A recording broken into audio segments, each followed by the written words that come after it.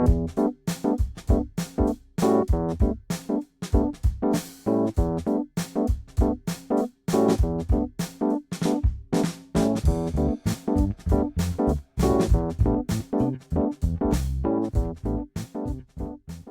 we are again, another episode of the Mental Stealth Podcast, episode 2. How are you, Charles? I'm all right, yeah. I'm okay. I'm quite excited about this one because this sounds like really good, interesting subject matter. I think so, yeah. We've titled this one Mental Wealth. So I think we're going to break down, the mental health industry, as a sort of a bit of a money-making industry and how mental health has sort of been exploited as a money maker, and the rise of various apps and websites and celebrity endorsements into mental health. And when you dig deep into those things, you start to uncover some pretty weird and wacky science. Well, I use the term science very, very, very loosely. Yeah. There isn't really much science. Mostly pseudoscience, mostly witchy woo-woo kind of things. Yeah. Yeah. And stuff that actually is, we were just talking about, stuff that is actually potentially quite dangerous and quite, incredibly misleading. A lot of misinformation out there and as we know, and I think we mentioned it last week in the podcast, that, people suffering from anxiety are looking for any form of relief and help, and if they happen to stumble across one of these apps or websites or whatever it is, and it leads them down a path that is completely devoid of any scientific sense, I think it can be potentially catastrophic. When it can be potentially damaging, really, can't it? Totally, I completely agree. I mean, and the other thing to mention, you talked about, obviously we're talking about what is widely termed mental health, but it's surprising to me how the very sort of basics of understanding about what mental health is kind of define how, what your trajectory is on your path to finding solutions. I mean, you say, I heard somebody say yesterday, actually, they were talking about their auntie, and they said, my auntie suffers from mental health. And I sat there thinking, well, she can't do, can she? Because mental health is mental health. What you mean is mental ill health. So even from that position, you see, there's so much misinformation built off the entire industry, but moreover, the science of mental health, because mental health is about the health of the brain at the end of the day. It's the health of everything above your neck, basically, and how that impacts on you. If you start on the basis that people generally don't understand the difference between mental health and mental ill health, and then bamboozle them enough, you've got long-term believers in the system, but also long-term patients and customers. And I mean, I've been in meetings with the NHS, for example, where they refer to patients as customers. And I'm sorry, but no, that's not what these people are. Whether they pay or not, or whether the taxpayer's paying, or whether they pay privately, is irrelevant. They are not customers. They're people looking for relief. Yep. So that disgusts me. So I thought I'd cover that off first before we start talking about the hypocrisy and rip-off that is a lot of the mental health service provision. I think it's interesting that you bring up mental health, because I think that it's almost become a bit of that, like you said, that statement alone, mental health. I've seen people sort of recoil from people when they mention the words mental health, as if it's some sort of great disease, like leprosy or something. You hear someone go, mental health, and it's immediately there's a kind of you see a sort of a withdrawal from some people where they suddenly feel like, it's, oh, am I going to catch it, sort of thing. And I think it's crazy how that stigma has sort of been created. And also, is this person going to harm me? Yes. That's probably one of them as well. It's like, oh, you suffer from mental health. Not mental ill health, mental health. Yeah, I've had some anxiety. And you can almost see them say in their head, is this person going to be a problem to me? Is it going to cause me some harm? Are they going to attack me? Yep. I mean, and like, we've discussed this before, mental health really is about just feeling okay in your head, being happy, being content, being fulfilled. That's what well-being is, mental well-being. But the problem is that the term mental health has been taken to mean something that is actually quite formidable and frightening and impactful. And it isn't always. And it certainly isn't for probably more than 90% of the conditions that are included in that category. You know, if you look at the NHS and the care within the mental health provisions, they are 95% of those things do not belong in mental health. Simple as that, because they are not mental health issues. Anxiety conditions, fear disorders, being the main part of that. They just don't belong in that category, and have never belonged in that category, and only ever have belonged in there because somebody put them there because there's nobody else to deal with them. Well, it's interesting, isn't it? Because if we say mental ill health, like we've discussed so many times that anxiety is not an illness. No.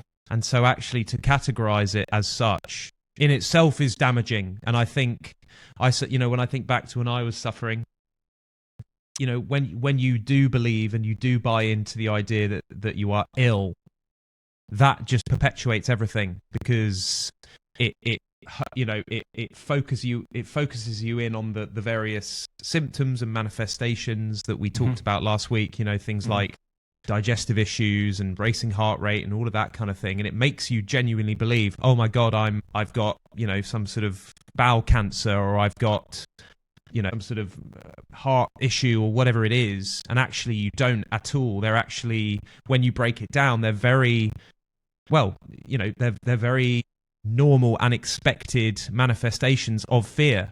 Yeah. But because it's anxiety and it's inappropriate, it feels horrendous, and you're so focused on them because there isn't an actual fear in front of you to channel it through. So becomes the fear in itself, doesn't it?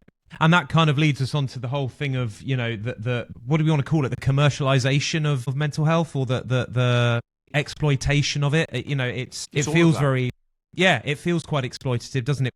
It feels like every day there's a new mental health app that comes out, or there's a new website that is launched, or you go on social media, you go on Instagram and there's another celebrity standing in front of their, holding their phone up and say, the guys, this is what you need to do to deal with this, and you need to start taking these herbs, and you need to start doing this morning routine. And here's the link. And here's the link. To my affiliate link. Yeah. And if you just pop your credit card details in this box here, some of that money is going to find its way to me. Yes, exactly. It feels like a pyramid. It's a bit like a pyramid scheme, isn't it? The first thing to say, everyone, this is not a pyramid scheme. No pyramids involved here. The thing is, Sam, it's so easy to get sucked into that stuff when you're desperate. Yes. That's the first thing to say. Well, exactly. Yeah. Yeah, and desperate. We've both been there. We know what it feels like to feel desperate with our anxiety conditions, and it's horrific. And I was sucked into all kinds of nonsense, including faith healing and tapping. And it was the days before EMDR, but I'm sure I'd have tried that too if I'd have had opportunity. Yeah, it ruined me. I actually renovated my first home myself and made it into a beautiful home, and lost it because of paying people fees. And it was, that in itself was devastating, but just played into this whole thing of, well, I'm letting myself down here. It's me that's the problem. Yes. No matter what I try, it's going to fail because and they tell you, you're therapy resistant, mate. You'll never do this. You're too weak. You're too frail. It's mind blowing. But you're right. People like us have been exploited. And people are continuing to be exploited by pseudoscience and lies, and people that have credentials. We can talk about that another time. But their credentials only lead to misinterpretation of their actual ability to create any kind of relief for you. And the biggest problem is, I think you alluded to this earlier, these things can help. Relaxation can help. It's slightly diverting. It's reassuring. If you're with somebody that's helping you with it, you've got somebody to interact with.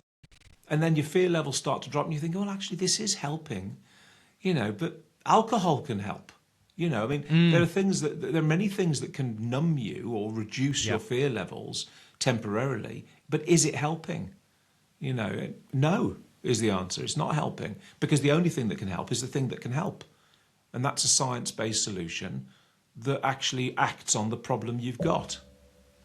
You'd think that would be clear, but clearly, they make it so nebulous that you get lost in this labyrinth of nonsense.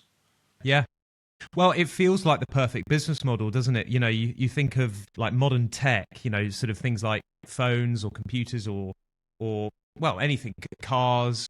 You know, they're built to be strong enough to obviously carry you through for a long period, but they are also built with certain components of those things are built with there's an expiration date, shall we say, Planned for obsolescence. planned obsolescence, exactly. And so Apple it computers feels are a perfect example of that. totally, and if you don't upgrade to the newest version of this, then all of these things that are essential to the running of that thing become obsolete. So you must upgrade. So they make it so you're having to go back and you're having to reinvest. And they get you because you go, well, I've used an iPhone or whatever it is for X amount of years, and so the way I run my life, that sounds like a terrifying thing to say, doesn't it? But it is true in this modern world.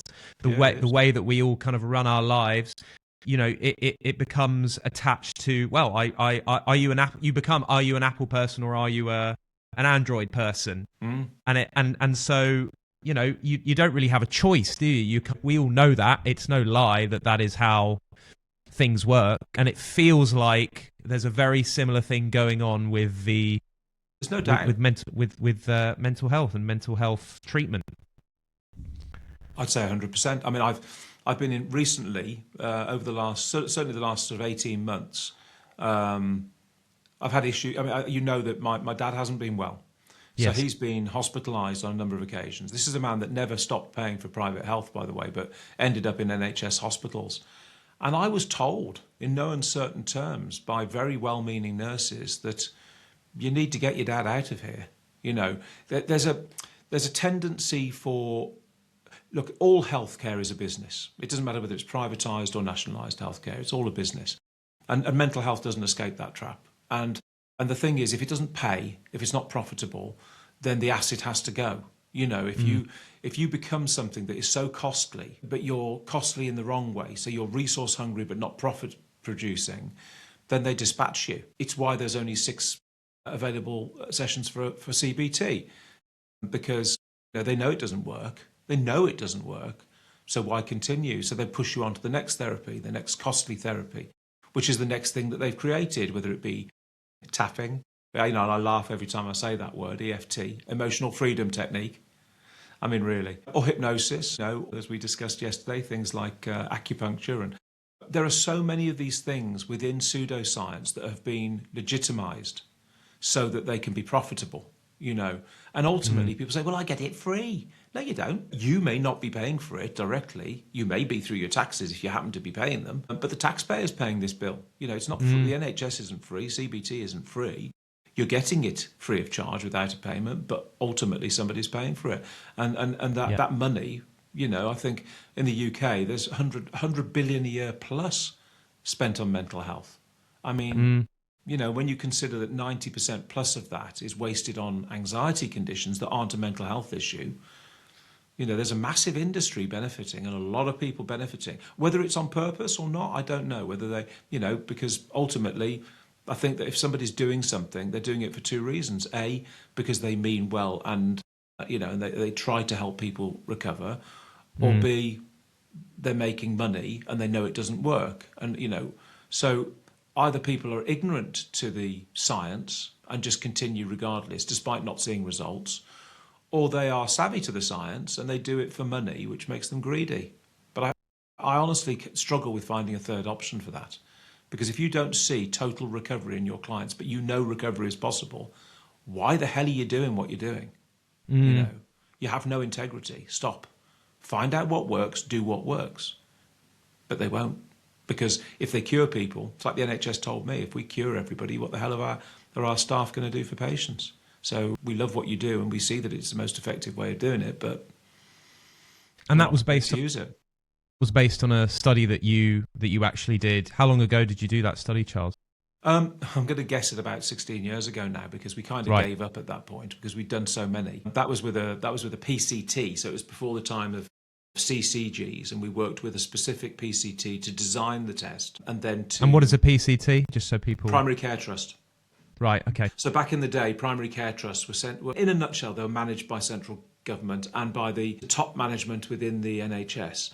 And what happened was there was a big shift towards self-managing your team through what became commissioning groups. So you had a board of commissioners that were mostly doctors or surgeons or people working high up in the medical field in that particular trust, as it was. And they set up a board of people who managed the money, basically. So central government would give them a fund that they'd apply for, and they'd say, well, this year, I don't know, Walsall Healthcare Trust needs, or CCG needs £10 million for anxiety disorders. And then central government would say, well, show me why. And then they'd present their case and get the money. And then they'd allocate that money to whatever it was that they decided was the preferred method for treating those. And obviously, for many years, the gold standard has been, again, I giggle, gold standard has been CBT, cognitive behavioural therapy, backed up by the nonsense, whether it be hypnosis or... And don't forget, all of these practices are things that people,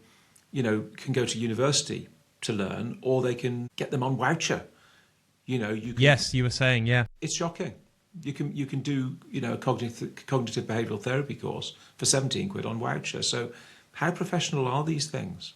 They're just legitimised through psychology and psychiatry and medicine to make them profitable and to make them the cash cow, basically. Yeah. It's shocking. And it's crazy, isn't it? Because you look at like we were talking, celebrity endorsement and people going, using social, social media. So many people are becoming kind of wellness coaches and, life coaches, and, there are various people that I've come across who, have a following, have a profile, or on the other end of it are maybe used to have a profile, used to have a following, and are trying to regain some relevance in some way. And it feels like, all of a sudden they become a sort of a well-being or a life coach. And, there's a lot of stuff, it's people, like I said, holding their phones out, and either they're crying down the video, guys, freedom is possible and all of this sort of stuff, and just all you need to do is sign up to my 6-week course. It's only £800 and it's only this. And it's kind of, I guess they might be operating under the argument that, oh, well, anything that we, it's interesting, isn't it? If you wouldn't hop on Instagram to give advice about, treatments for illnesses and diseases and broken legs and broken bones and all of this sort of thing. But it feels like everybody seems to believe that they have an ownership, if you like, or a complete understanding of mental health. And so it seems it's just crazy that it's almost like an open market, isn't it? Where people just sort of think, as long as I'm a human being with a brain, I therefore understand psychology, I therefore understand how these various things work. And so I'm just going to jump on Instagram and make a 30-second video promoting some technique or therapy that I've, like you said, gone on voucher and spent 70. Yeah. And now I'm going to charge hundreds of pounds to people. And again, it is, and I think, like I said, they're operating under the guise that, oh, well, we're doing something to help. So you can't get angry because I'm doing something and it's not my, if it doesn't work for you, it's not my fault. But actually, if they knew the damage and the pain that can cause a genuine sufferer, I've spoken to people who have actually been getting better, and I was sort of offering them help and coaching and all of that sort of stuff, and then they've gone online and seen one of these videos and come across one of these things, and it's completely set them back, and you suddenly get confronted with a huge WhatsApp message being like, well, what about this? What about this? What about this? What about this? And you can literally see the anxiety in their writing, in their text style, and you just sort of think, oh my God. And it's, it's terrifying, isn't it? It's mind-blowing. And I mean, I've had the same experience over the years. I've had people that have been doing it. I mean, there's a couple of points I wanted to cover off from what you said, because you made some really, really good points there. I've been treating people that have been, over the years, I've treated some relatively high-level people, and there's often a financial necessity for them to recover quickly, which is kind of why they call, because they know I kind of gas, basically. Sure. And I've got a reputation get for it it. done. Certainly in certain fields, in sort of sport and things like that, where people, this guy's benefited massively. So this guy starts to suffer and he says, well, how did you recover? And then I'm sort of on the phone. Yeah. And the things that have been most negatively impactful for those people have been when somebody said, by the way, I did this, you ought to give it a go. One of the main culprits for that recently, in recent years certainly, has been mindfulness.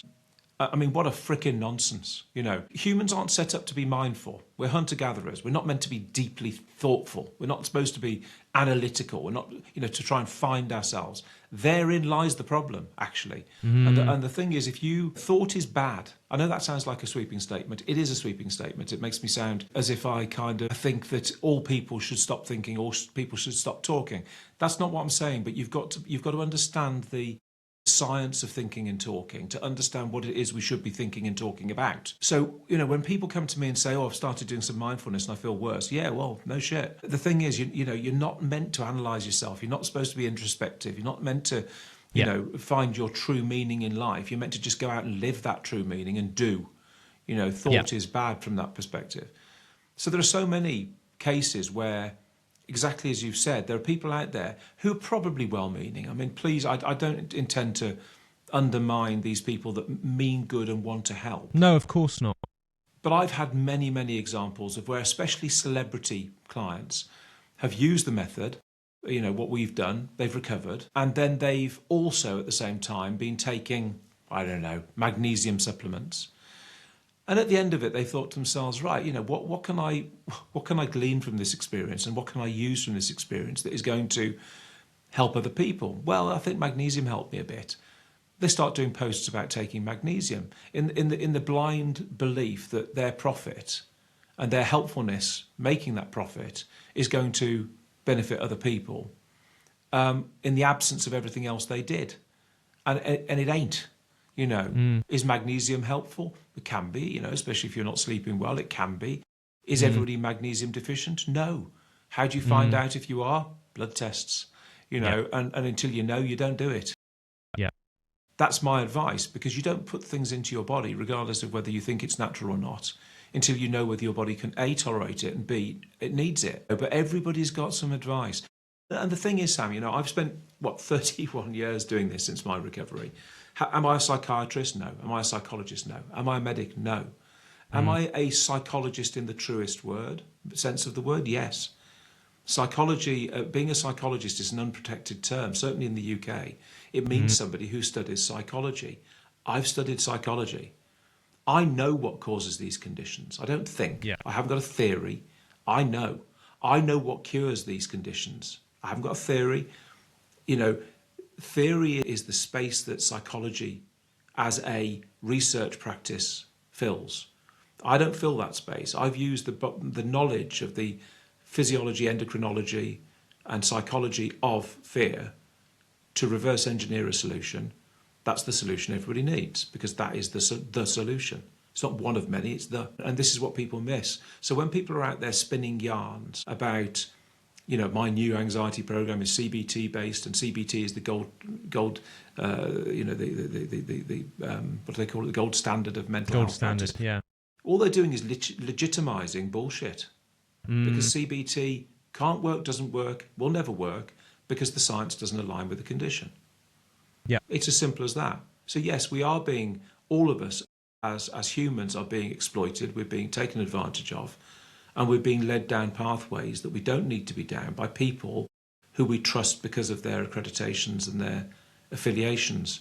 And it's wrong, because anxiety conditions aren't mental health issues. They're not even health issues. They're as much a health and mental health issue as unfitness. And it just needs to be undisordered. It's as simple as that. Yeah. Let me ask you, let me throw something. Does CBT, is there any use to it? Is there anything that it can help genuinely? Cognition, in the whole focus on thought and cognition and thought's relationships with behaviour. Look, I'm bored today. What shall I do? Oh, I think I'll go-karting because I fancy a bit of that. That's a cognitive response. That's a thought-activated action. Thoughts don't activate fear, because fear isn't an emotion. If you think about dead granddad and you get sad, that's cognition. But because emotion is activated by thought, can be, amongst other things, obviously, Yeah. but generally incoming data through the senses, there's a misapprehension, not even a misapprehension, there's a lie that says that those same thoughts can activate fear. Now, I've got to be really careful here, because in some cases they can. If you're lying in bed and you're a child and you start thinking about ghosts, you can get scared. It's not quite the same, because it doesn't happen neurologically the same way. Not only that, but anxiety is the disorder of fear. It's not fear. And it's when fear finds no real threat but responds despite that. As if it was, yeah. So in terms of CBT, the problem with CBT is, as a practice, it gets you to focus on the fear. It gets you to focus on the fear catalysts. It gets you to write anxiety diaries, to try to change your thoughts, to change your emotional responses. Well, fear isn't an emotional response, so non-starter. And it's based on very, very theoretical experiences that were had very early on in the search for answers. But it served a purpose, because, and if you chat GPT this, you'll find this. You know, if you look it up, you won't find it on medical websites because they endorse it fully because they have no clue. But if you look at the truth of the psychophysiology of cognition, anxiety, and fear, you'll discover that you can't change your thoughts to change fear response. You can't change your thoughts to change anxiety because it's a disorder.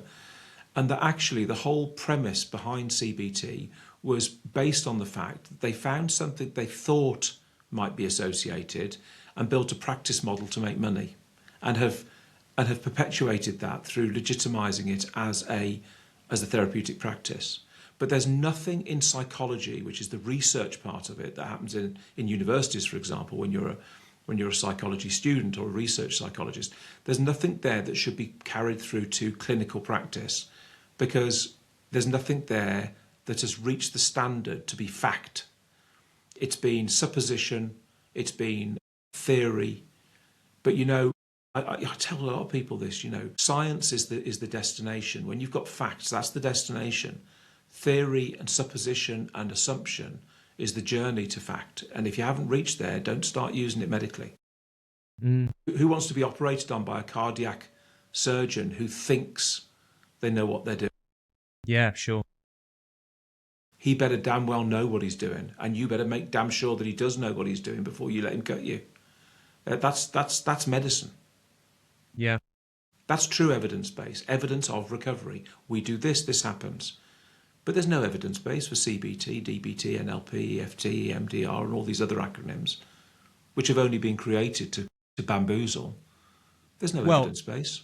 That's it. And again, it leads back to the idea of that brilliant business model that I think if they sell the idea that anxiety is this deeply complex thing. I remember when I was suffering with, one of the manifestations of anxiety, it was eating disorder. And I remember going on a medical forum or some sort of website or something when and again, this is the thing, isn't it? You become an expert Googler when you are, and this is the real danger, is that you are, again, it's that because we have that high creative intellect, we want to find the answers for ourselves, and because we have this, and it is a brilliant resource. We have the internet, we have all of this access, but at the same time, for someone with anxiety, you've opened a can of worms because anything is Googleable. Yeah, and I remember typing in something like, how long does it take to get over an eating disorder? How long does it take to recover? And I remember finding, and I don't know where this was, and I think I told my, when I was doing the method and when I was recovering, I told my coach at the time, I said to him, I found a forum that says it takes 8 years. And I don't know where this number, it takes at least 8 years to recover from an eating disorder. And obviously at the time, you believe that and you buy into it and you see that and you go, 8 years? But what? And you fully believe it, and you fully, and that just, and again, it just sets you back, and it just puts you in a place of hope, and you feel hopeless. And it kind of puts you into a place, well, what's the point? What's the point? How am I ever going to do this? It's so overwhelming. And actually, where the hell is that number being plucked from? Who's sat down one day and thought, It takes 8 years. Not 10 years, not 7 years. Yeah. 8 years. Yeah. Where is that coming from? It's crazy. It's crazy. And what's even more crazy is the fact that, they've plucked this figure out of the air, presumably because they don't know the answer. That's the first thing to say. But more importantly, I am yet to find a single resource on the internet, genuinely, for, let's call it widely eating. There are many eating disorders, by the way. Weighing your food and, only eating certain things at certain times. Bulimia there are and many, all that kind of thing. I mean, bulimia and anorexia really are the sort of the two kind of silos that they put people with eating disorders into. But actually, it's a lot more sophisticated, a lot more complicated than that. But what floors me, Sam, is the fact that I have yet to find a website about, or even a resource or person out there, spinning the yarns they do about eating disorders that can actually define, from a physiological perspective, define what an eating disorder is. And I mean this. It is mind-blowing to me that they, for example, you go on the NHS website today, you go on any private practice website that talks about eating disorders, whether it's a clinic or a charity, and they define an eating disorder as a serious mental health condition. They often say it's associated with depression and anxiety, and it requires very, very in-depth, long-term psychiatric intervention. I mean, I want to say F off at this point, and I'm not going to, but what the flying shite are they talking about? Sam, the frustration, it is one thing. And the fact that they either don't know that or they're hiding it speaks the volumes that I have seen for 31 years of doing this. This is why these people attack me, because I tell the truth. Yes. And there's literally no way they can contest me. In a fair forum, in a fair exchange of information, they don't dare. There's a guy who calls himself one of the world's leading experts in OCD especially, but also eating disorders and other anxiety conditions. And I keep calling them anxiety conditions because they're not anxiety disorders. I think I said this before. Because anxiety is disorder. You can't have anxiety disorder, yeah. No, quite right. Flaw number one.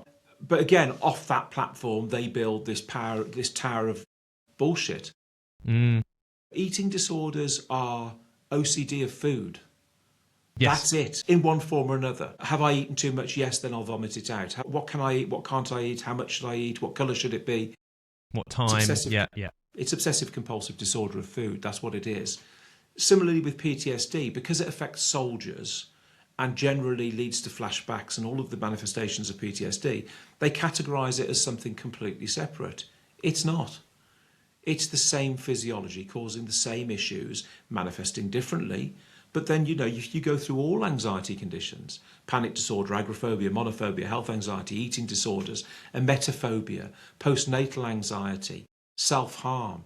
All of these have different features, but the core condition is the same, in the same way as coronavirus will cause manifestations physiologically. But you might have coronavirus and have a snotty nose and a sore throat. I might have it and have a cough and sore arse. You can't predict how somebody's going to respond. Or no symptoms at all. Yeah. Which is the most mind-blowing thing in this modern world. Absolutely. It's like the thing about meningitis today. 25% of young people carry meningitis in their throat. Most of them never suffer from meningitis, and yet suddenly everybody needs a jab. It's a business. It's massively profitable. It's feeding at the top end, into a huge amount of money and land ownership and everything else.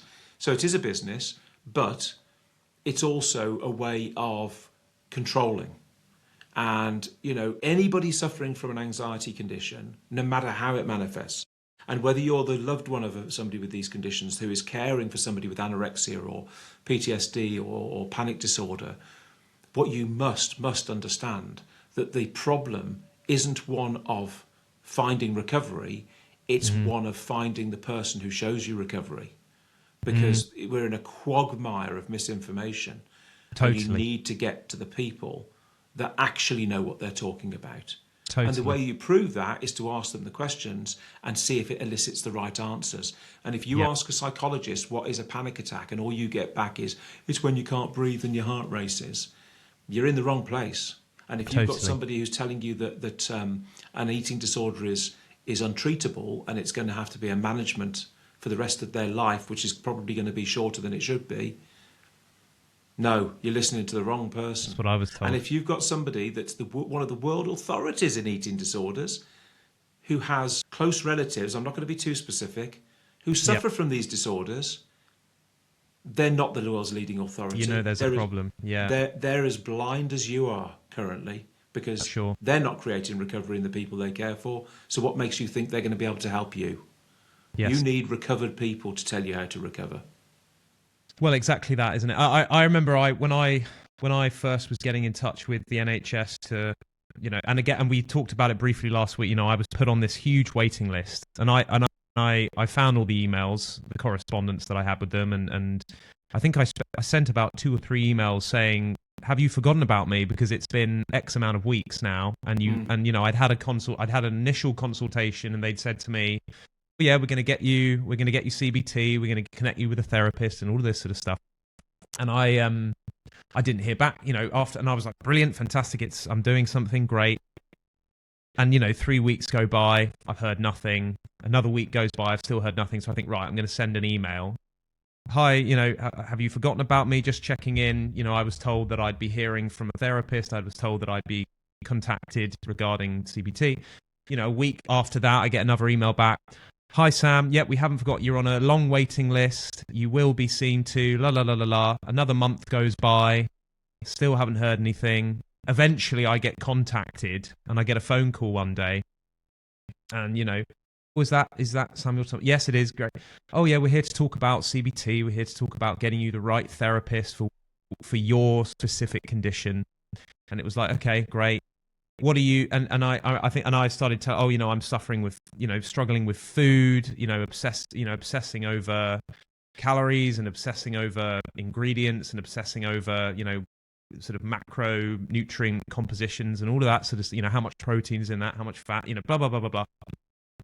And they interrupted me and said, "Oh, so you're dealing with eating disorder?" And I went, "I guess, yeah." I said, "Oh, well, this isn't the right department for that. We're going to have to put you through to the eating disorder department." And, when I look back on that now and knowing what I know now about anxiety, that's absolutely crazy that, the idea that there's different departments to deal with that. But of course, again, you believe that, and it kind of adds into their, again, it's that business model. It makes, for a moment, it makes you believe, oh, okay, well, they've got dedicated departments to each thing, and so it's all very specialist, and I'm going to be seen by the exact right person. And actually, you get on that call with the therapist, and they're delivering the same bullshit script that you would have been given had you had, relationship OCD or Pure O or whatever it is. Yeah. You would have had exactly the same spiel. Totally. But it's being dressed up that it's this kind of, oh, we'll deal with that specific issue for you. And actually, I've, we both, you have a client and they tell you, "Oh, well, I'm suffering from this. And we can very easily sit there and go, "Okay, great. Here's this one thing that you need to do." And all of those things become obsolete. Yeah. And it's really simple. Let's go for it. Whereas it's been, again, it's that complexity of that business model that, oh, well, you need to go to this specific department and you need to do this specific thing for that and da-da-da-da-da-da. And actually, I remember speaking to the therapist about it. I remember him saying to me, whenever you feel like you need to sort of weigh out your food, he just said, "Just don't do it. Just don't do it." And I said, and it's kind of almost like, oh God, I wish you'd told me that, because what is that? Is that treatment? That's silly treatment, me. Is it? Silly me. God, what was I thinking? All these years of suffering. Of course. Whereas when people say to me, should I do my compulsions? I go, yeah, just carry on. Yeah. Just do them. Just keep doing them until they become well, that's completely... not helping, is it? Yeah, exactly. And I go, well, they'll stop. That's because they're going to stop.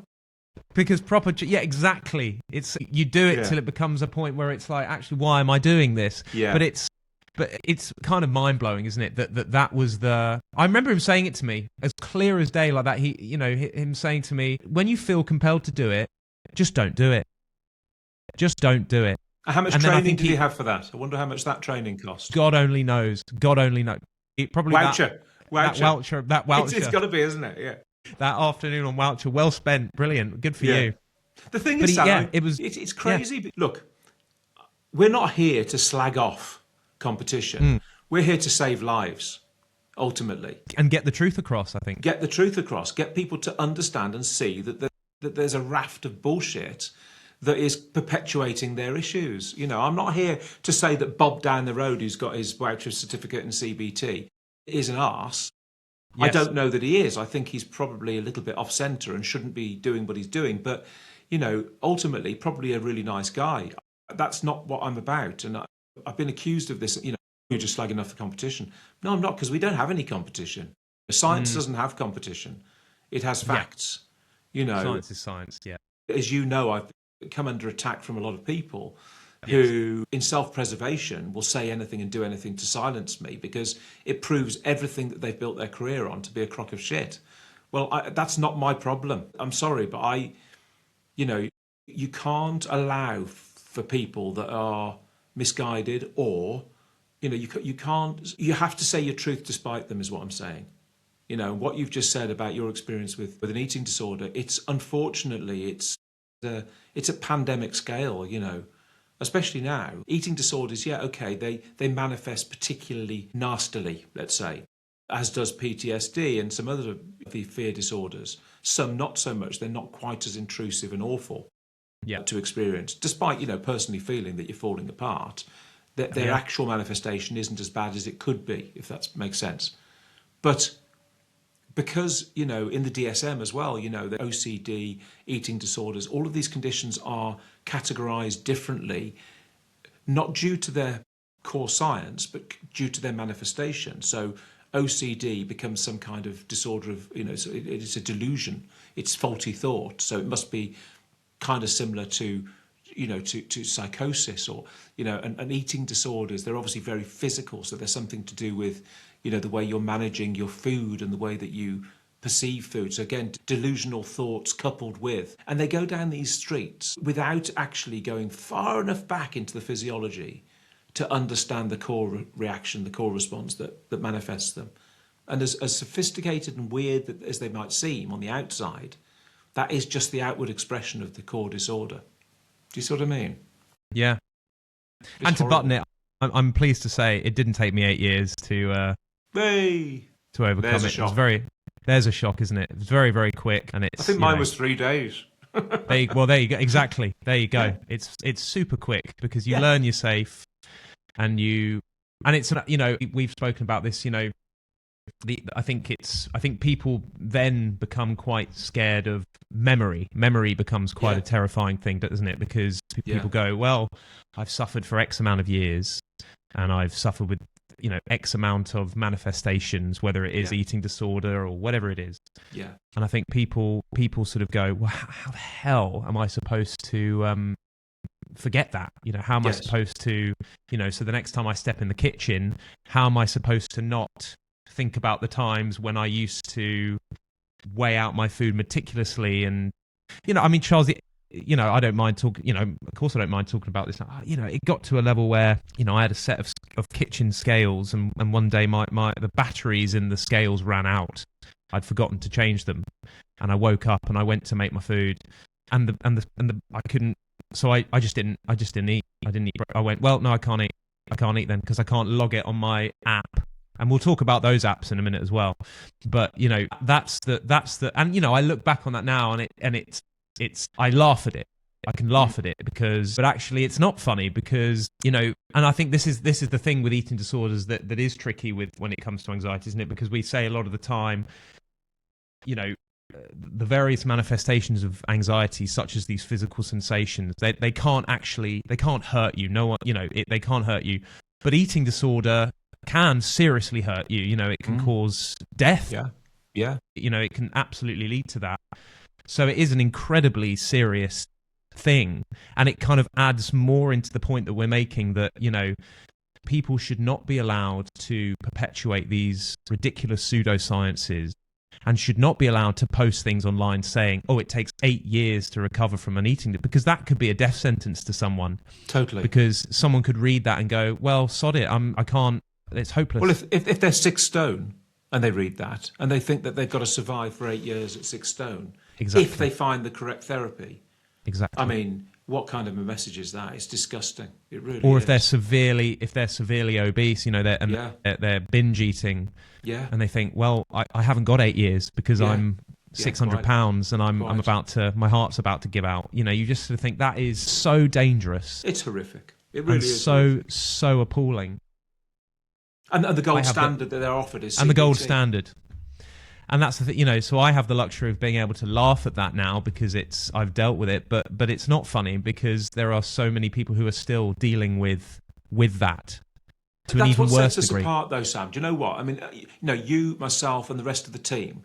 What sets us apart, despite what people might think about this sort of financial aspect of our business model, because we all have to be paid, because if we didn't, we'd have to get jobs, then we couldn't do this at all. I made a decision to come out of television, as you know, and I had a good job in television, producer, director in television, when I recovered.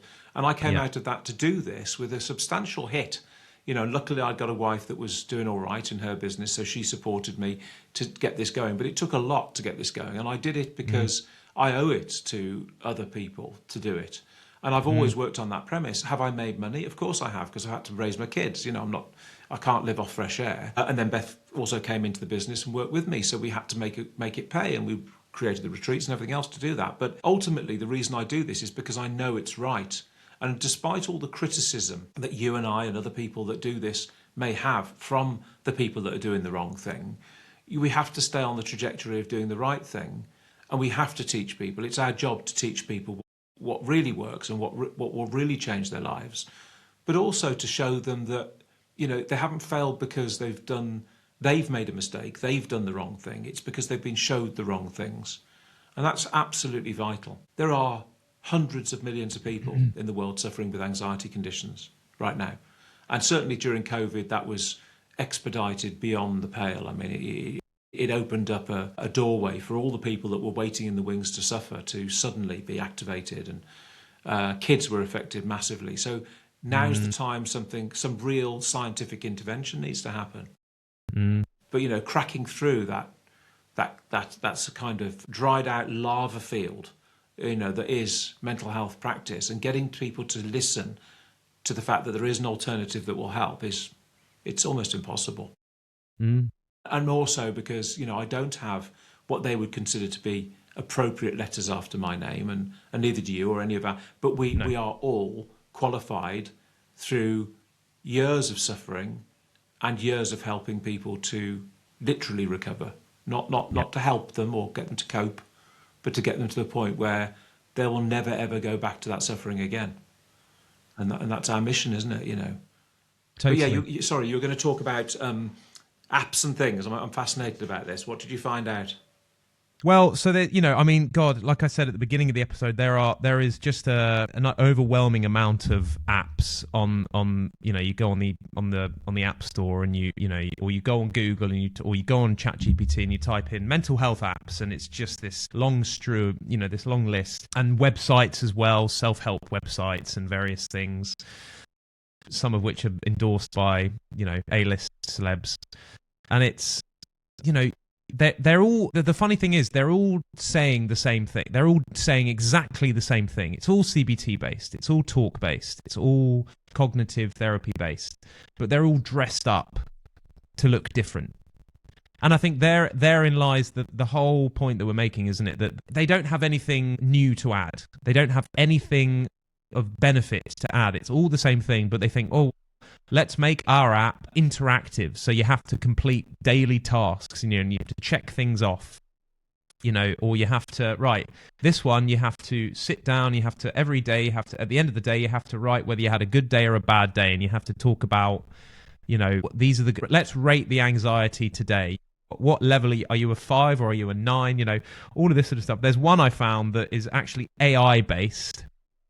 And so you don't even speak to a... Because shockingly, AI is programmed by humans. Oh, as a shock, Totally. And so you're speaking to, and it says here, it's written by clinical experts. Any of those clinical experts to answer 10 clinical questions that I posed to them randomly without pre-warning. I challenged them because I've been in that situation hundreds of times where they've tried to undermine me or ridicule me for my knowledge based on their very, very dubious knowledge. And then I turn around and ask them a simple question that any fool should know the answer to. And they haven't got a clue. Not once, Sam, in 25, 26 years of confronting these people, have they ever given me a sufficient, what you'd call a scientific answer in loose terms, whether it's been about endocrinology or even the neurology of psychology. Where are things? How do things work? Why do they respond this way? Why are they misresponding? No idea. What's a panic attack? I mean, the simplest of questions they can't answer. They think they can answer them, and in their silence is their truth, because they think they know what a panic attack is. They think they know what the amygdala is. They think they know what endocrine responses are involved in it. They think they know because they think they've been told, but they don't. And in that ignorance is all of the confusion. It's just bloody appalling. And these apps, feed into that very thing. Let me just tell you a fact. I mean, I think I probably told you this before. Very quickly, CBT, cognitive behavioural therapy. I asked, we were talking before about commissioning groups, and I asked a commissioner, yes, who's the main man, a question. And I said, could you please just find the answer to one question for me? Because I'm really struggling to find it. I've looked on the NICE websites. I've asked people that work at NICE. I've asked people, because I know people that are NICE, and there are two very nice ladies that work at NICE that I speak to very nicely. It's the organisation that was set up for clinical excellence. Basically, it's where everybody goes to say, is what we're doing right, and does it fit into the to the model for care, and can it be? They don't certificate things. They don't provide endorsement. But what they do is say, this fits within our guidelines. So, for example, what we do fits within NICE guidelines, CG113, I think it is, which is facilitated self-help. It also fits into into education. There's a number of places within NICE guidelines that what we do fits. So it's legitimate. It is completely legitimate within the NHS's step care model and their IAPT model and all those things. So what we do is legitimate. There are people who would have you believe it's not true. But this is what I asked this guy. I said, look, all I want to know is what is because obviously it's evidence-based practice, CBT, and it's the gold standard, so it must be freaking amazing. It is literally the gold orb of psychiatric and psychological care. The definitive treatment. Yeah, the definitive treatment, so you must have done your research. Could you please find me the paper that confirms what the evidence is? I said, if it's evidence-based practice, what's the evidence, and where is the evidence? Where is it? Please show me the statistics. Show me what you've tested. And he went away. Anyway, it was 11 weeks till I heard from him again. And I only heard from him again because I chased him. And I said, have you found anything? Well, he said, yes. He said, but I didn't really like it. Okay. Am I going to like it? Not no, a good start. You're not going to like this. Right, so what is it then? Well, the only evidence I could find was that, and this was the one that was presented quite a while ago now, he didn't say when, to provide the evidence base, is this. He said there were 3 testing points in the trials. 1, did the person turn up to their first cognitive therapy session? Yes. I said, right. And he said, now bear in mind, he said, most people are given a 12 to 16 week waiting time. I said, what do you mean they're given a waiting time? Yep. He said, well, it's not because there's a waiting time. He says they're given the waiting time. I said, well, why? He said, well, basically it's a filtration process, because if they don't make it to the 16 weeks for whatever reason, and they don't go to the first session, they go into a cured statistic. So I said, well, they could have emigrated. They could have got a job. They could have got divorced. 1,000 things could have happened to them. Yeah. I said, okay, so what's the second test point then? Did they come to all 6 sessions? I said, so if there's sort of natural attrition, if people come to their second session, realise that the person they're working with is a complete wally and don't want to go back because they feel threatened, scared, anxious, or that it's just a waste of time, and they don't then complete the 6 sessions, what happens? Is it, well, they go into a cured statistic. Right. So if you don't turn up and you don't keep coming, you're cured. Yeah. And I said, right, so what's the third? This just beyond belief. And he said, well, ultimately, it's if they don't come back for more after they've had their 6 sessions, they go into a cured statistic. And I said, well, hold on a minute. You're only given 6 sessions. He went, yeah. I said, so basically, if you're only given 6 sessions, you can't have more, but you don't come back for more because you can't have more, you're cured. Yeah. I said, so if you don't turn up, you're cured. If you don't keep going, you're cured. And if you don't come back, you're cured. Yeah. I said, so when are they not cured? He said, well, they're never not cured. They've benefited. Therein lies the evidence base for CBT. I said, you've got to be kidding me. He said, well, it's all I can find, mate. It's all I can find. And I've researched this many times. I presented it to NICE. I presented it to many people that are in the know, and they've said, well, I've not seen anything else. I didn't know this existed, but I've not seen anything else either. But if you question the very core of the setup of this entire facility and provision within mental health, even if you ask AI the truth, if you position the prompt correctly, you get data out that has been fed in by humans at some point. And the data that comes out is that there is no evidence base, curative evidence base for CBT, DBT, NLP, EFT, EMDR, or any of the other ones. And that the only reason they were ever used was through lack of anything else and through necessity for provision. In other words, the need for a clinically acceptable treatment methodology that would make money. Yep. Other than that, there's no science in it. And it disgusts me, quite honestly. Look, is that the truth? I believe it to be. I've found nothing else in 30 years. I've had nothing else presented to me. My belief is that is near to, if not the truth. And that being the case, even if it's only near to it, even if it's only 50% true, it's disgraceful. And it renders obsolete 99% of the things that people are provided with. Well, I mean, Charles, by that statistic, I was cured by the NHS because I did show up to my, like I said earlier in the episode, I was given that long wait list. You know, I was 12 weeks, whatever it was. And then I spoke about last week, I didn't turn up to my final session. I think I made it 5 sessions, or maybe even 4 sessions. And I sent an email saying, they make you feel, I would come off every single call feeling, sometimes shaking with panic, because I felt judged. I felt like a failure. Yep. I felt like the whole responsibility is on me. And actually, you know, I've got to say this very carefully, the responsibility is on you, but in a way that is actually quite empowering, not in a sort of, you can't, you're the only one who can do this, no one else can do, you're made to feel just like a piece of shit. Totally. You feel ill. It makes you feel ill because they treat you like an inpatient at a hospital with some sort of horrendous, flying back all the way to the beginning of the episode where we talked about, you hear someone say, oh, I've got a mental health issue, and people recoil as if you've got plague. You're made to feel like that at these sessions because that's how they talk to you.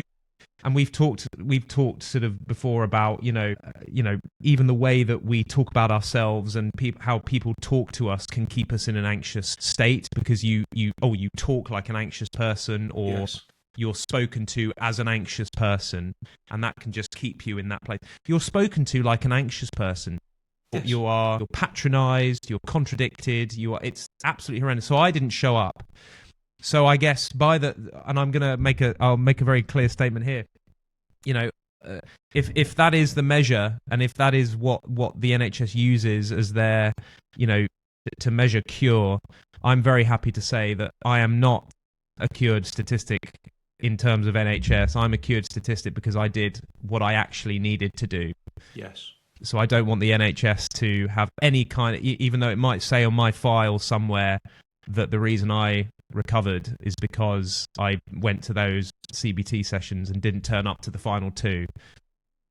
I'm happy to say that it absolutely was not, and I felt so worse. And it was to be honest, it was absolutely by chance that I came across, this method, and I'd all but given up, and I did one last Google, and it's the one time where I go, thank God I was Googling my condition, the condition. Thank God I was Googling it. It was, it was the last time I ever Googled anything to do with, well, I've Googled a lot since, but, as an anxiety sufferer in the midst of it, it's the last time that I used Google as a sort of as a way to try and find any kind of relief. And thank God, and we're so aware that there are still people sitting on Google every day searching for that relief, searching for that answer. Yeah. And I think it's really important to say that, if you're a sufferer sat out there listening to us now, it's so easy to, because of your experiences, to say, what do Sam and Charles know about this? Really, they're just another couple of people sat there. You have to look at the evidence. You have to look at the science. You have to look at the evidence. And you have to do a comparison. Yeah. It's not about big headlines. I'll cure your anxiety. I suffered for 40 years and I blah, blah, blah. It's not about that. It's looking behind that at the credibility of the science and the thing is that if a treatment exists for anything, if something's, let's say somebody's got, a floppy heart valve or they've got diabetes the truth is, there may be a number of options on how to manage that illness or condition. Yes. But there will only be one maximised solution. Mm-hmm. Replacement of the heart valve, for example, or, the use of insulin, or, in the case of hormone imbalances, the use of HRT for women, for example, or testosterone therapy for men, or somebody who's got a thyroid condition might need thyroxine. There are very, very specific solutions to specific problems that are scientific. And sometimes it's on the best case outcome. Sometimes it's, what is the prognosis? The prognosis is going to be this. Is it perfect? No. Are you going to be back to normal? No. But it's going to be as close as damn it, and it's the best you're going to get. That's science. There are going to be people sat out there saying, yeah, but, I go to my CBT sessions and I do feel a bit better, so I'm just going to stick with them for now because, Pam's a really nice lady and she makes lovely cake. There are going to be people like that because there always are. I get that. But don't allow that sense of, that very slight sense of well-being or satisfaction to convince you that there is no absolute solution to these conditions because, like Sam's been saying, this isn't one of those things that needs to be managed. It's not diabetes. You're always going to have it. You need insulin. There is a science that will cure every anxiety condition in every person as long as it's an anxiety condition, and that's another definite because a lot of women come to me and say, I'm suffering from anxiety. I'm having panic attacks. And it turns out that their endocrine issue, and it might be something like perimenopause or menopause, is simulating anxiety in the outpouring of the experiences they're having. And so that's not anxiety. An anxiety condition is a very specific thing. It's disordered fear response. Mm-hmm. You can be perimenopausal or menopausal and have an anxiety condition. Yes. But you can also be perimenopausal and have the experiences of an anxiety condition that aren't the anxiety condition. So there are some caveats to this. But in the majority of cases I've ever helped, that hasn't been the case. The woman, yes, she's been perimenopausal, menopausal, but she also has anxiety, has always had anxiety since she was a kid, when she wasn't perimenopausal or menopausal, if you get my point. So in terms of what they call comorbidity, there are some things that cause, moments of nebulous diagnosis. But it doesn't change the fact when you get behind it and you understand it, you get to the point where the science is the science and you deal with the science. So if you're just managing your life and you're sailing along feeling terrible every day, but managing it, or running to stop your panic attacks, or going to the gym to control some of your anxiety, or punching things, yes, that can kind of work, but it isn't the solution. The solution is one thing, and the one thing is actually very simple. It's a step towards belief, and with the belief comes recovery. You have to kind of suspend your disbelief almost, and say, okay, I'm going to give this a shot. The ability to experience fear will never go away. We need that. You need fear to survive. But I think this kind of leads into the whole idea that the word anxiety has kind of been it's become so misused and misunderstood and just kind of chucked in and just, anxiety is what, and actually, like we said, anxiety is not normal, appropriate fear response. It's disorder. It's not the best, and it's not the best news ever, and you don't need it, and it will go away if you get rid of it properly. Yeah. You don't need it. I saw a website it was shocking, actually. I was introduced to a company that was setting up it was a mental health facility for addicts and people suffering from mental illness. And when they asked me for comment, and I went to their website, and they had a testimonials page, which is quite unusual, really. And it was amazing. I phoned them up and I said, look, I really do think you should take the testimonials page down. Well, what do you mean? I said, well, have you read them? And it was genuinely, I mean, there were things like, the people in the canteen were so sweet and the food was delicious. Okay, so how's that helping this facility? Well, the food's good, so let's all book. You know, it was £8,000 a week, this place. The next one was, all of the staff treat you with such respect. Okay, so you weren't beaten. That's good. Okay, move on. The bare minimum of hospitality. Yeah, it was shocking that their and I said, look, you know, that's doing you more harm than good. And there were 9 testimonials. Now, bear in mind, this place is £8,000 a week, so you know it was visited by moneyed people that obviously needed, you know, fast intervention because they were gambling too much or, you know, taking too many drugs or whatever, and they needed fast intervention. But those testimonials were damaging. You know, if it was some celebrity saying, you know, I spent a week there, it's changed my life, and that's slightly different. But it wasn't. Sure. It was all very much along the same kind of lines as those testimonials. When we present testimonials, I genuinely never get one through email, copy and paste it into the website and put Bob next to it, you know, because it's what I do is I take a screen grab of it off social media usually, or wherever it's come in, so that it presents as it was presented to me. Totally. You know, that's where it's authentic. Of course. Yeah. Because it's real and because we're honest. You know, so many people over the years have set up, ex-clients as well, have set up sort of, you know, ClickBank accounts with their free ebook on how to overcome anxiety. And they've just fallen by the wayside because people find them and go, well, hold on a minute, Charles, this has been taken from your manual. This is somebody clearly that's done what you've done, you know. Because there's only so far you can go, and that's why most of it is CBT based, because CBT is the most obvious thing to copy from, you know, because it's open source. You can read it anywhere. You can, you know, literally copy and paste swathes of it into your own method or manual. Yes.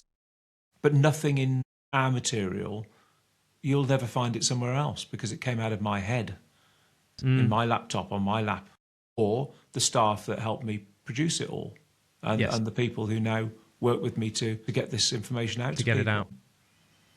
Totally, it's real.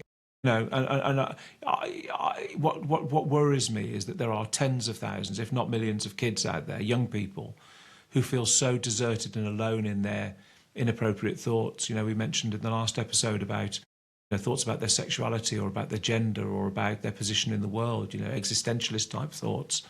You know.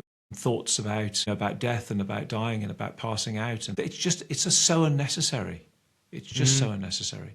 I asked a psychiatrist friend of mine, who had worked within child access to mental health care for 30 years, and I said to him, how many of the kids that you treat are cured and don't move into adult services? And as quick as lightning, he said, none. What do you mean none are cured? No, none are cured. They just slip out of child services into adult services, and then they disappear. We don't see them again because they're treated by adult services. And I said, so you don't have a cure rate? You don't have people return to normal life? No. I said, why? So I invited this guy to the retreat.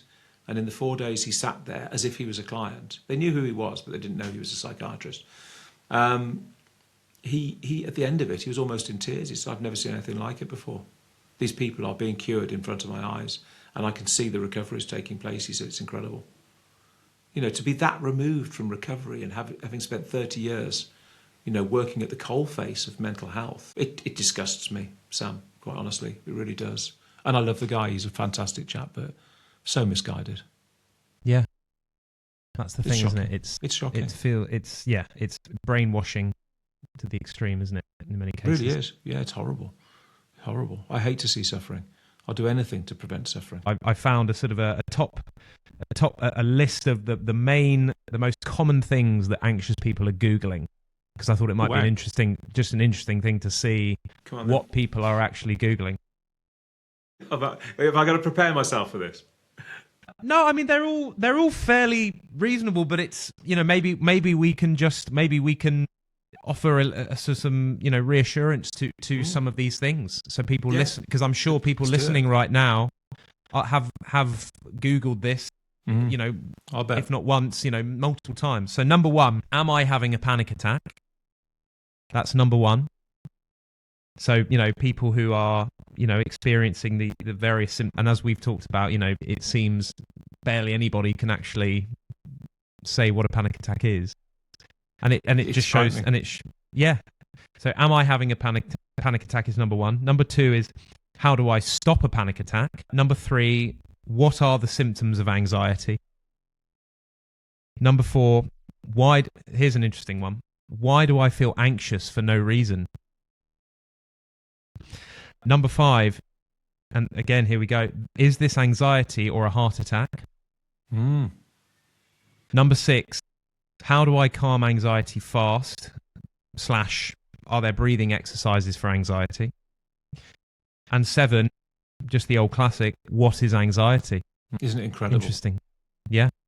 And it would be interesting, wouldn't it, to ask those questions of Google and see what the top answers are, because I know from experience that having done this for 30 years and worked online for 30 years, I know the power of what used to be called SEO, so search engine optimization. Yes. But also the power of your status as an organization and what that means in terms of that hierarchy of listings.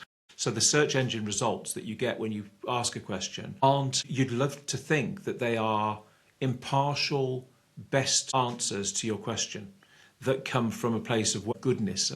But that's not the way it works anymore. Because I mean, if you Google what is a panic attack, I can almost guarantee that in the UK, the NHS will come up first. In the USA, it'll be the National Institute of Health. In Australia, it'll be the National Institute of Health Australia.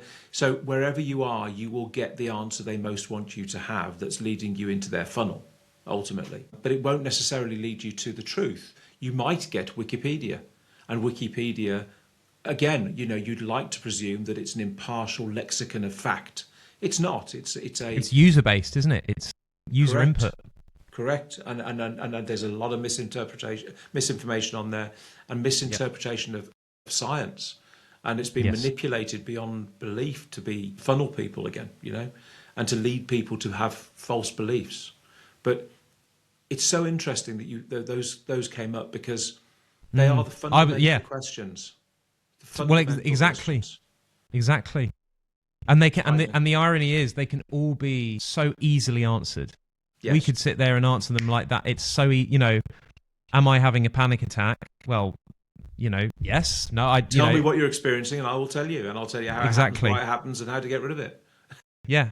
Well, exactly. And why? And the one that really stuck out to me, why do I feel anxious for no reason? Well, that's the irony. There is no reason. That's right. That's why it's called anxiety and not fear.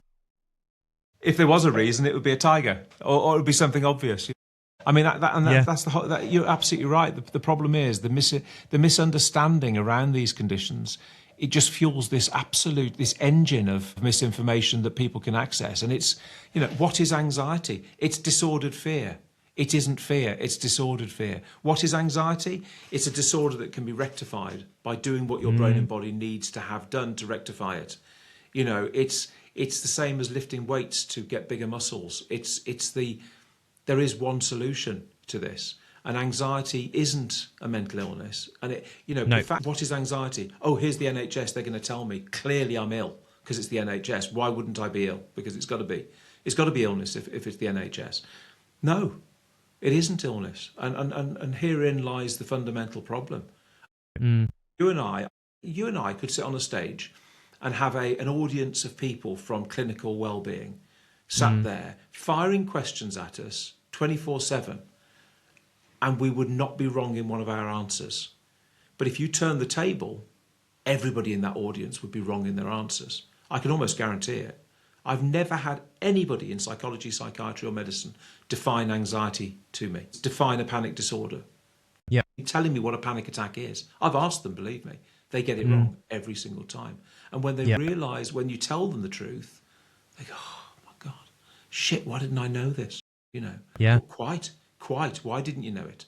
Because if you're sat in front of people every day being asked those questions, it is disgusting that you don't know it. It's as simple as that. And actually, I think, Charles, if we were to do it, and I'd quite like to do that, maybe we should try and organise that. If we were sat, it would take them, if the tables were turned, they would take far longer to answer because they'd be giving some, huge documented thing. Well, no, exactly. They wouldn't turn up, trust me. Exactly. But my point being, we would sit there, and I think it would probably be quite a short seminar because we would just it'd be very quick answers. We don't need to sit for hours and hours and ruminate. There's a professor of psychology who has been my nemesis for 20 odd years at least, and he fires every single nasty comment he can towards me, but he will not in any way enter any kind of public forum or debate with me. He doesn't actually say I'm wrong. He just says nasty stuff about me. It's that age-old thing of, if I have no argument, I'll turn to vileness. It's that kind of, the thing we're seeing in the world a lot recently. It's like, well, you say I'm wrong and I have no argument for that. So therefore, I'll just call you a fascist or whatever it is, And it happens in this. This is exactly what's been happening to me for 30 years. They have no argument. They can't come up with a cohesive scientific debate or argument against what I say. And so they just keep punching away, trying to tire me down. Yeah. And the thing is, there is no argument to the science because science is science. Well, quite. It's horrible. But, I'll answer what is a panic attack just so that anybody listening... Yeah, absolutely. Some feeling of that I do actually know what I'm talking. A panic attack it has a purpose. People say all the time, why am I having these panic attacks? And my answer to that, very simply and almost facetiously, is because you need one. It is what I call an adrenal purge. I mean, basically, when you go into fight or flight, which is the fear response mechanism, which is what anxiety obviously is, faulty albeit, it is fear, you release adrenaline into your system. There's a whole load of endocrine changes and physiological changes that happen. Those give rise to manifestations within the panic attack. But panic attacks are neither panic nor are they attack.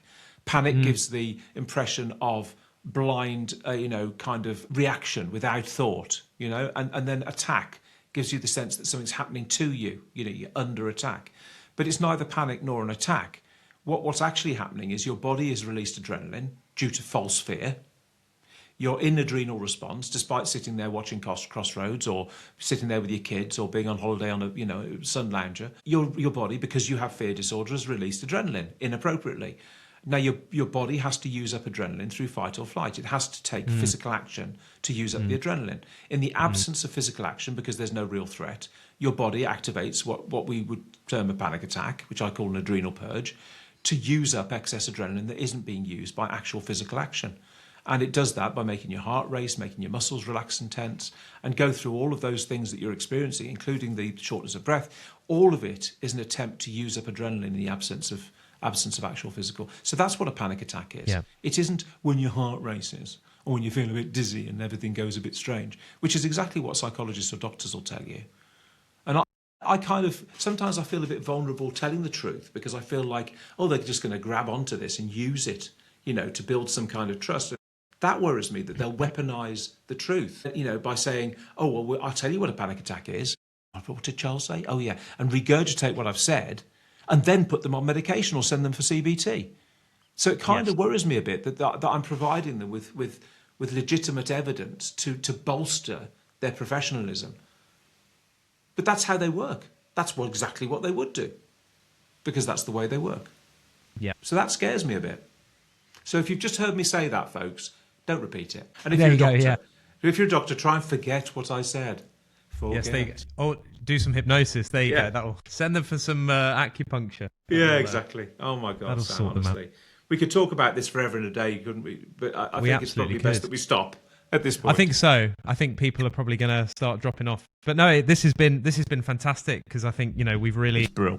It's been great to talk about so many things that I know that, as an ex-sufferer, when I was suffering, just to be able to hear some of this stuff, just to be able to hear people talk about and expose some of the bullshit that is out there, it would have made my life so much easier, and it would have got me to actual treatment and actual recovery so much quicker. And that's what I really hope that this does, is that it really guides people away and leads people away from that pseudoscience and from that rubbish, so that they know, to anyone listening now, if you are sat there doing your Googling, and I'm sure you are, because that's what we all do when we're suffering anxiety, if you do come across a website that tells you that anxiety is the best news ever, and you see a load of testimonials of people saying, oh, I feel a bit more in control now, and, I've learned to challenge fear and all of this sort of stuff, stay away from that. Don't give them your money. Please don't. Please don't click through, because you're wasting your money and you're wasting your time, and you're actually pushing yourself further away from recovery.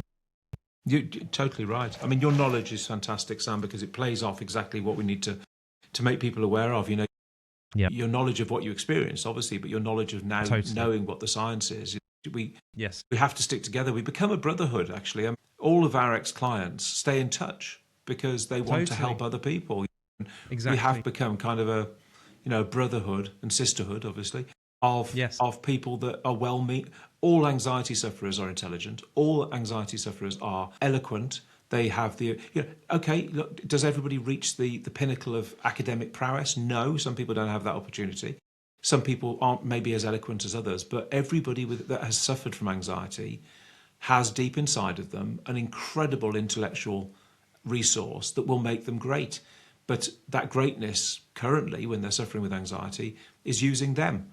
And all we have to do is show them how to repurpose it. And that therein lies the solution. That reminds me that the last thing I'll say is there was another website I found, and one of the things, and this actually really angered me, was an explanation for why some people, it tried to answer, why do some people have anxiety and why do some people don't? And all I could delineate from it, all I could see was this person had said, well, we need to have sensitive people in life, because those are the people that teach the people who are resilient empathy. And I thought, so what? So you're saying that people have anxiety because because we need to show resilient people the way, and we need to show them humanity, or some sort of what are you talking about? And it was and also the idea that, oh well, you've got anxiety, therefore you're just a fragile leaf of a person. How dare you? What are you talking about? Anxious people, how they feel, and they do feel vulnerable, and they do feel, in some ways, they are the strongest people. They are the people on which this planet are built. I mean, you look back in history at all the people that suffer with mental health issues, most of it was anxiety, and most of those people were the most accomplished. The reason we remember them is because they're the most accomplished people in the world. You need people that have this predisposition. You don't need people to have anxiety, but people with the predisposition to suffering from anxiety are the people we need to carry this world forward. Because without them, you wouldn't have ingenuity, creation, invention. It just wouldn't happen. We'd still be in log cabins. The reason this person is able to post that exact statement online is because of people with high creative intellect, who are people who are prone to anxiety. Right. You wouldn't have the internet without those people. So actually, unbelievable. What an ironic statement to make. It's shocking. To reduce it to, well, we have sensitive people, and then they use this example of, it's like saying, well, somebody's got to do our sewing, somebody's got to do our. It's what? Yeah. What? But then some of the examples this person gave as resilient people were, heart surgeons and marathon runners and performers, and I was like, you've just named probably 3 of the most vulnerable to anxiety people I can think of. Yes, quite. Yeah. People with insanely high creative intellect, people who are having to operate on bodies every day, people who are having to perform, and then people who are having to run and think about how to manage their hydration levels and manage their, problem solving. Yeah, problem solving. Completely. So it's because believe me, if you're stood on a conveyor belt all day, putting a widget into a widget, and that's your, and you can do it happily, you're not one of those. No. Because you couldn't. I mean, it would drive me insane for 3 minutes to have to put a widget in a widget and do it every day of my life forever. Or to commute 60 miles to work and back every day. It's like, how do you and it's brain numbing. You can't, if you've got that level of capacity, intellectual capacity, you're going to find those jobs very hard to do. But not only that, it's going to send you very quickly into anxiety. Yeah. Which is why, obviously, I mean, I spoke to somebody recently, just to finish off. Yes. Down in Docklands, which is obviously part of the financial district of London, where you've got big buildings full of stockbrokers, and they've got a very high incidence of substance usage. I'll try and be subtle about it. But why? Well, because they've all got bloody anxiety. They're out every lunchtime having their liquid lunch and stocking up on whatever else they need, because their anxiety's off the roof, and it's the only way they can cope, because they don't know how to. Yeah, exactly. And you see this in all kind of obsessive behaviour, whether that's sort of compulsive behaviour that drives you to become an addict, or whether it's just control behaviour, like OCD type behaviour. Yes. But it's all about controlling, and you don't need to control. You need to forget to be anxious, and that's what this teaches you. But absolutely. Anyway, we've chundled on enough. We have, Charles. This has been brilliant. Thank you for another fantastic episode, and we'll be back next week for another one. So as ever, please subscribe, like, share it. If you know anyone else. What you heard. If you've liked it, if you haven't, then well, there you go. Ignore us. We tried. Yeah. We did our best. But if you or anyone is suffering from anxiety, please make people aware of this podcast and get it out there, and know that proper treatment is out there, and the various links for all of that is always going to be in the show notes and attached. Thank you, Charles. Thanks, Sam. No, thank you. Brilliant. I'll see you next week. Take care. Cheers. Bye. Bye.